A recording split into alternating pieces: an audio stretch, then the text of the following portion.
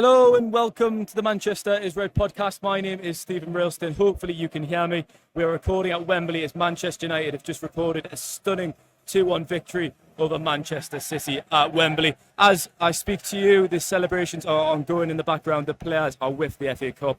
It was an absolute brilliant performance from start to finish. Against all odds, United have done it. I am joined here by Tyrone Marshall, who was with me at the game, and we're going to quickly run through the match and offer some initial thoughts. Because like I said, it has just been full time around half an hour ago. So Tyrone, what a performance from United.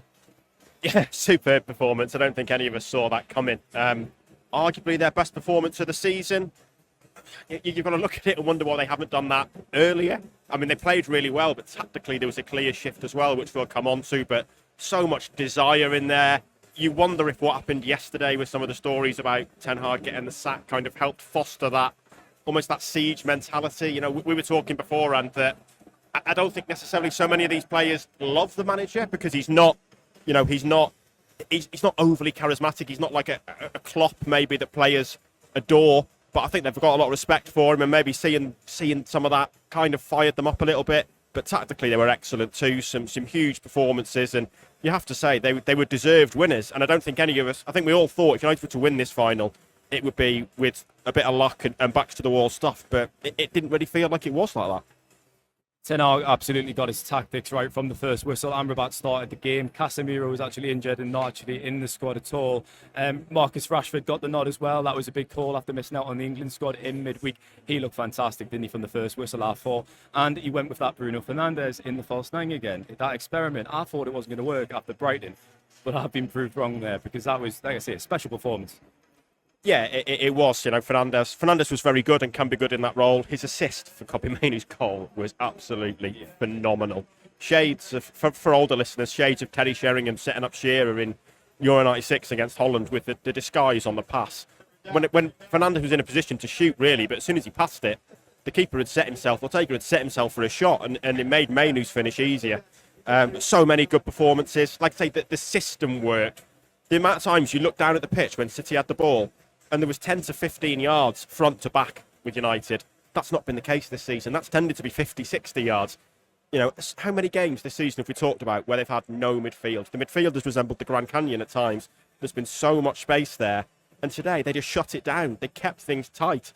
And in a way, you look at it now, and whatever happens with Ten Hag, you think, why didn't you do that sooner? Why didn't you compromise sooner and do that? Because when you do that, when you make life easier for yourself, it's easier to play, and they played really well, and it rattled City, and it allowed them to get a foothold into the game and to grow into the game. One of the big criticisms of United this season has been their pressing is often just dysfunctional and it's just never really organised. But I thought that was really good today. When City had the ball, United just got at them and they knew when to press. They were doing it very intelligently. Let's just have a word on Kobbie Mainoo then, Tyrone, because he scored the winning goal. I think for me, I've watched him for 2.5 years, since he was 17. Lots of trips to Lee Sports Village. 2.5 years later, I'm watching him at Wembley Stadium against the best team in the world, Manchester City. They won the treble last season. United have done so well with Mainoo. He's a really special talent. His development has been a pleasure to follow, and it's accumulated in this game at Wembley against United's biggest rivals with a man-of-the-match performance. Yeah, I mean, outstanding. What a footballer. There was a moment in added time, actually, when United were under pressure, and Mainoo got the ball maybe 30 yards from his own goal, under pressure, and you looked at it and you thought, whack it, just get it down the pitch. And he didn't. He brought it down, he dribbled forward, he played it to Højlund, and I think Højlund won a free kick. And I immediately turned, I was watching it with Simon Bukowski, our City correspondent, I was sat next to him, and I immediately turned to him and said, that is world class from Kobbie Mainoo. At 19 years old there, so many other players would have just launched that ball, just get rid. The composure to bring it down and dribble out. The goal was brilliant. Like I say, he was man of the match. He was sensational. Well, you're talking early 30s in terms of the number of games he's played now, probably, and he's doing that in an FA Cup final. And, you know, two 19-year-olds scoring the goals for United. 2 years ago, they played together and won the FA Youth Cup. Now they've won the FA Cup. It shows, in a way, it's true to United's tradition. This is a club that's always faithful to youth and to the youth system.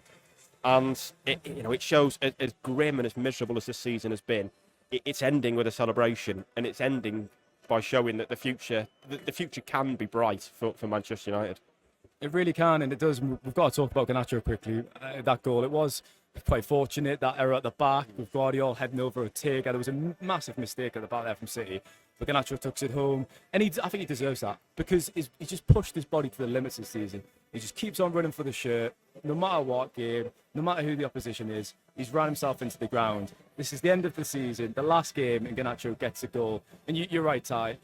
Garnacho and Mainoo, two young players. They're the future of United. It's for a fan to watch that at Wembley today. You're so excited for the future, aren't you? Yeah, you really are. You really are. And it's a funny time to be talking about the future when we still don't know what's going to happen with the manager. Yet there is a sense that there's a new structure emerging. Obviously, Ineos and the two Glazer brothers were here today. Ratcliffe was here, but there is a change in who's running the club, and the future is bright. But Garnacho until November, Garnacho had started 2 games in a row for United, and he'd done that twice. And now he started every game since November the 1st, 39 starts in a row, when he'd never started more than 2 before. I mean, there's an argument, I think, that that's too many, that he's been overworked, and there's been times the last month where he's looked tired, but it's had a huge impact on his development. He was great again down the right today. I thought it was telling that when Mainoo scored, it was a lovely team move. It was a great finish from Mainoo, great assist from Fernandes, but Martinez and one other player, I can't remember who, ran over to Garnacho, who had kept his width. Rashford had played that crossfield ball. He'd found a good pass to Fernandes. And it felt telling that 2 players ran over to Garnacho to celebrate with him. And, he, like Mainoo, he was excellent. A bit of luck for the goal, but, he deserved it because he'd caused them problems already. He targeted that space behind Vardiol. And, he has had a brilliant season at a difficult time. And, to have started every game since November the 1st is phenomenal. And one of only 2 players, I think, who've not had an injury this season. So a season to remember for him, and a season that he's going to get so much from in terms of his development. Before we quickly get into Ten Hag's future, because that is the elephant in the room, I know we kind of started the podcast with that. I think we do need to discuss the defence very quickly, because Sandro Martinez, that was just his 10th start of the season today. He's had injury problems, unfortunately. I haven't seen enough of them. Rafael Varane, that's his last game for the club. Their partnership was fantastic last season, and they just excelled again today. Dalot and Wan-Bissaka on either side. Wan-Bissaka probably had a difficult afternoon, I think it's fair to say, but Dalot, I think, was very good. And until, was it the 85th minute or so when Jeremy Doku scored? And even then, Andre Nana, who also had a really good afternoon until that goal. I mean, he should have saved it, but he made some really important saves to deny Kyle Walker. But I thought as a unit, the defence really stood up and they delivered today. Yeah, they did. And, there's been so many injuries this season, but if there's one player Ten Hag could have had fit for the whole season, it would be Martinez. I thought, in a way, it was fitting that the final whistle blew when Martinez was stood next to Ten Hag and just grabbed him and screamed in his face. And I put in my intro for the morning piece, 15 months ago, they were dancing at that end at Wembley. And those celebrations today were more guttural, weren't they, than the dancing. It shows how the mood has kind of changed around Ten Hag. But 10th start for Martinez, only the 6th time this season Martinez and Varane have started together, and they, at their best, they're 2 world-class centre-halves, and it shows. They make a huge difference. Martinez makes a difference in terms of the aggression and the intensity he brings to that defence. I think we'd see a lot more from Onana in terms of build-up play if Martinez had been fit all season. Varane is just silky smooth as a centre-half when he's on it, when he's at his best, and they did make a huge difference, as well as people like Maguire and Johnny Evans have done this season. Those 2 are a class apart, and it shows a fitting way for Varane to end. They've got to replace him this summer. I think as well as Maguire's done, you probably still want an upgrade next to Martinez. If Varane would be perfect if he was fit every week and if he wasn't on the salary he is. But, he is on that salary and he's not fit every week. So in a way, it's got to come to an end, I guess.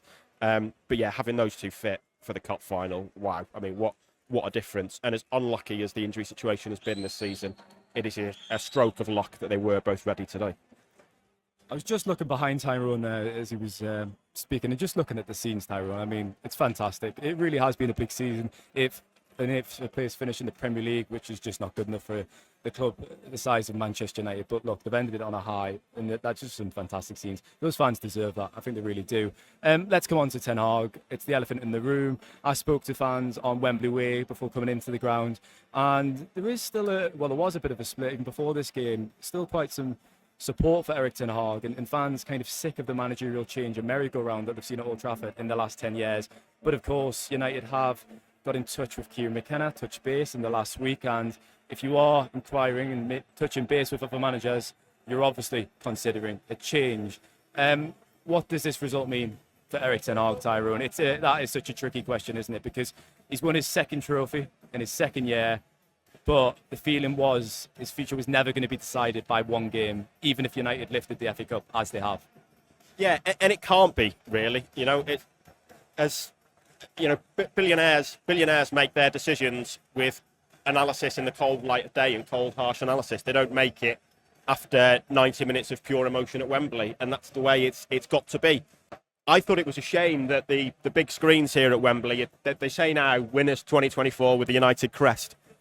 They stopped showing the trophy lifts before Ten Hag got the trophy. And I think that was a shame because these fans have got a lot of affinity with Ten Hag. There's been no dissent from the stands at all this season. Whatever happens, I think they admire his honesty. They admire the way he's defended the club. They admire the discipline he's brought to the role, the way he's taken on that player power. And I think if those screens had been showing that cup lift, he'd have got a huge reception. When they showed him walking up the steps, he got a huge reception. And I think that shows that these fans really like him. I bet there's a lot in that end that want him to have another year. I don't know if it will change anything. I mean, the good news for us is we won't be seeing that corner flag statement on Saturday night, at least. There's got to be a few days to enjoy it. And I mean, it would be some bizarre coincidence if United's last two FA Cup wins both end up with Dutch managers being sacked in the days afterwards. But like we say, the fact is you're judged over a 38-game season, and over a 38-game season, it's not been good enough. I think Ten Hag should be looking at this with two regrets. One, the injuries, and two, why didn't I just compromise sooner, make it tighter sooner?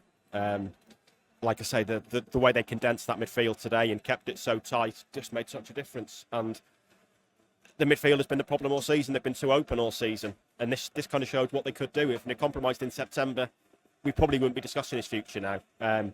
This shouldn't make any difference, but obviously it is 3 wins in a row. It's an FA Cup win. It's a win against City. But from everything we know about Ratcliffe and Ineos, if they were minded to sack him last week, I think they'll be still minded to sack him this week. And it's probably still just a case of timing, unfortunately. There was a moment toward the end of the game there when Ten Hag went up to the fans and he bowed down and the old road back of United. And you talk about that connection. He's clearly got a very strong connection with United fans. That is evident. We'll end the podcast here, Tyrone. It's been an incredibly uplifting afternoon. I think sometimes people can listen to the podcast and we can be very negative and we see it how it is, or I like to think that, but we love to cover positive stories. And just a final word from yourself, that was just brilliant to see today, wasn't it? Yeah, it was a fantastic day, a fantastic performance from United, one that none of us saw coming. I mean, we were travelling down in the car this morning and talking about the odds, and I think everyone sort of looked at United's odds and thought, whoa, it's tempting. But then you look at it and you think, oh, I just can't see a way they win it. You know, I was saying on the way down, City have had 47 shots in 2 games against United this season. And from everything we'd seen of United, you just thought there's no way. But it was a different United. A different United in terms of mentality at times. And like I say, maybe the stories this week have helped with that. But a different United in terms of how Ten Hag set them up as well. And, you know, it was an uplifting day, a beautiful day, as it always should be for the FA Cup final. 2 19-year-olds scoring the goals. A local lad, a Mancunian, man of the match.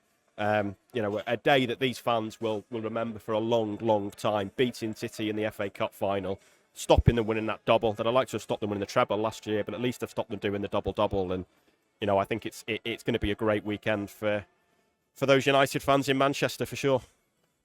Sun is out at Wembley. United have won the FA Cup. Thanks for listening and take care.